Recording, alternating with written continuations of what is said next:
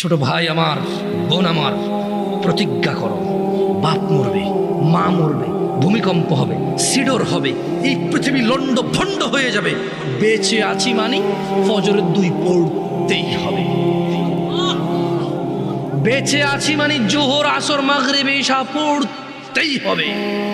একটু আগে সিগারেট খেয়েছি, একটু পরে আজান হয়েছে, নামাজ পড়তে হবে। একটু আগে পর্নোগ্রাফি, উলঙ্গ সিনেমা দেখেছি, একটু পরে আজান হয়েছে, নামাজ পড়তেই হবে। ঘুমের মধ্যে কাপড় চোপড় নষ্ট হয়েছে, মা জানে, বাপ জানে, ভাবি জানে, বোন জানে, সবাই জানে। এখন গোসল করলে সবাই বুঝবে কেন গোসল করছো।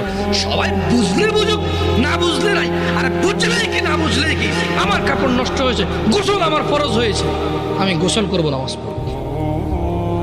রাতে আমার ঘুম আসে নাই, বন্ধু বান্ধবের পাল্লায় পড়ে সারা রাত বসে বসে উলঙ্গ ছবি দেখেছি, যা অত্যন্ত ঘৃণিত এবং যা আমার জীবনকে তছনছ করে দেবে, যা আমার জীবনের বরকত নষ্ট করে দেবে, যা আমাকে লাঞ্ছিত অপমানিত করবে, এমন অপরাধে লিপ্ত ছিলাম। কারণ এই জানাবে বিচার যে করবে, যে জানার সাথে জড়িত, সে অপদস্থ হবেই হবে।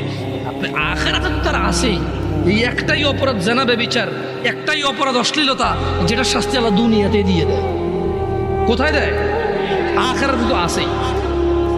সারা রাত উলঙ্গ ছবি দেখেছ, দেখে নিজের জামা